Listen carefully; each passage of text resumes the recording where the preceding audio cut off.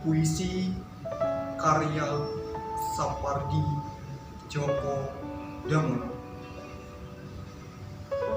Aku ingin mencintaimu dengan sederhana, dengan kata yang tak sempat diucapkan kayu pada api yang menjadikannya abu. Aku ingin mencintaimu dengan sederhana, dengan isyarat yang tak pernah disampaikan awan kepada hujan yang menjadikannya tiada. Terimalah salam hangat dari saya namun istimewa. Assalamualaikum warahmatullahi wabarakatuh. Selamat siang, salam sejahtera. Yang terhormat para Dewan Juri Lomba Tausiah tingkat RSUD Kardina, yang saya hormati Bapak Ibu sekalian dan rekan-rekan seperjuangan yang saya banggakan. Alhamdulillahirabbil alamin wa bihi nasta'in ala umuri dunya waddin wassalatu wassalamu ala asrofil anbiya'i wal mursalin sayyidina wa maulana Muhammadin wa ala alihi wa ashabihi ajmain. Amma ba'd. Sebagai hamba Allah yang beriman, marilah kita panjatkan puji syukur kehadirat Allah Subhanahu wa taala yang telah melimpahkan nikmat iman dan sehat kepada kita semua, sehingga pada hari ini kita dapat berkumpul dalam rangka menghambakan diri kepada Allah Subhanahu wa taala. Salawat dan salam selalu kita curahkan kepada junjungan kita Nabi Agung Muhammad sallallahu alaihi wasallam yang telah membawa umatnya dari zaman onta menuju ke zaman Honda. Semoga kita termasuk hamba yang taat, yang berhak mendapatkan syafaat di hari akhir kelak. Ada pepatah mengatakan, tak kenal maka tak sayang. Perkenankan, nama saya Bima Agung Prayoga, perwakilan dari RM dan PDE akan menyampaikan tausiah dengan judul Meneladani Akhlak Rasulullah sebagai Solusi Sepanjang Zaman. Hadirin yang dirahmati Allah, tanggal 29 Oktober tahun 2020, kita baru saja merayakan Hari Maulid Nabi Muhammad SAW.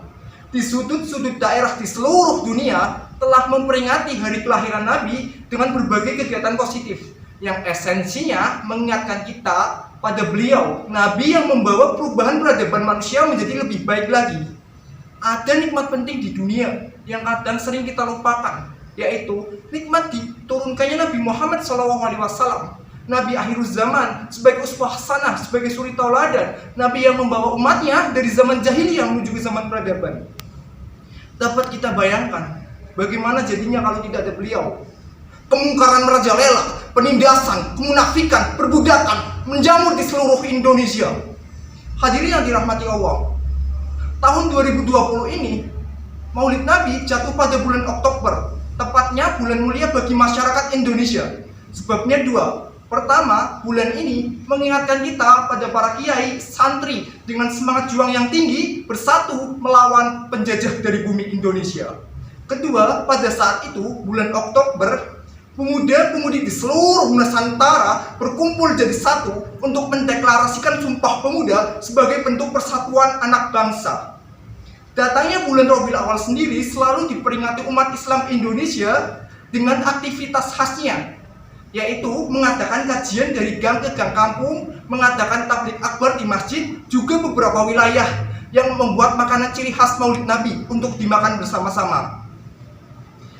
Semarak itu selalu terjadi dari dulu hingga sekarang.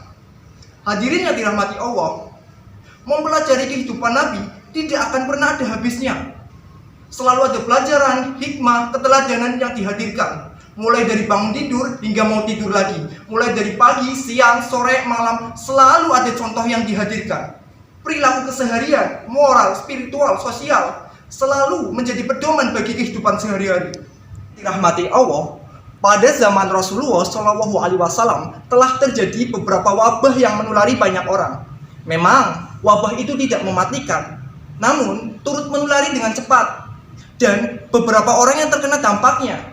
Berdasarkan catatan sejarah yang terjadi pada masa itu, wabah yang sering terjadi adalah kusta dan lepra. Tindak pencegahan Rasulullah memerintahkan kepada umatnya agar tidak berdekatan maupun memasuki wilayah yang terkena wabah.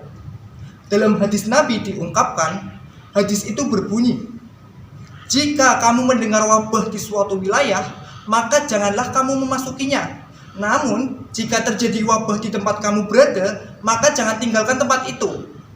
Sepanjang sejarah sebelum lahirnya pengobatan modern, wabah selalu ada dan datang silih berganti. Seperti halnya sekarang, COVID-19 yang datang dengan cepat secara tiba-tiba. Rasulullah SAW telah meladankan sikap kepada sahabatnya jika menghadapi wabah. Pertama, kita harus menghindar. Seperti yang diriwayatkan dalam hadis Bukhari dan Muslim, Rasulullah bersabda, "Larilah dari orang-orang yang sakit lepra sebagaimana kamu lari dari singa." Nabi menyarankan kepada umatnya untuk membentengi diri dengan tidak menganggap enteng faktor dan penyebabnya. Di antaranya adalah tidak berkontak secara langsung dengan penderita. Dalam hadis, Nabi mencontohkan penyakit lepra yang bisa menular lewat sentuhan kulit. Kedua, kita saling tenggang rasa. Anjuran Nabi menghindari pengidap penyakit menular bukan berarti Nabi mengucilkan penderita. Akan tetapi, langkah ini justru menitik beratkan kepada semangat kepedulian dan tenggang rasa. Rasulullah bersabda, "Janganlah kalian lama-lama memandangi orang yang sakit lepra." Ketiga, kita harus tawakal. Berpasrah penuh kepada Allah Subhanahu wa Ta'ala merupakan jalan yang disarankan oleh Rasulullah. Ihwal penyakit menular. Rasulullah bersabda, "Tidak ada penularan, tidak ada ramalan jelek, tidak ada penyusupan kembali roh yang sudah mati kepada burung hantu." Keempat, kita harus bersabar. Rasulullah menganjurkan kepada umatnya untuk bersabar ketika menghadapi wabah penyakit. Pernah ketika menghadapi wabah penyakit taun, Rasulullah bersabda, "Taun merupakan azab yang ditimpakan kepada siapa saja yang Allah hendaki, dan dia jadikan rahmat bagi kaum mukminin." Hadirin yang dirahmati Allah, lalu pelajaran apa yang dapat kita petik dari wabah ini? Masa pandemi ini mencerminkan universalitas semesta dengan segala keadilan dan kekuatannya, sekaligus mencerminkan universalitas manusia dengan segala kelemahan dan kezalimannya. Virus COVID-19 berperilaku adil, tidak memilih sasaran ataupun strata sosial, bisa mengancam kehidupan siapa saja, baik orang kaya maupun orang miskin, baik orang intelek maupun orang bodoh, baik penguasa maupun rakyat biasa. Di lain sisi, kita juga tidak tahu kapan wabah ini akan berakhir. Yang kita bisa lakukan adalah berikhtiar semampu kita melewati masa pandemi ini. Hadirin yang dirahmati Allah, demikian tausiah yang dapat saya sampaikan. Kurang lebihnya saya mohon maaf. Billahi taufik wal hidayah. Wassalamualaikum warahmatullahi wabarakatuh.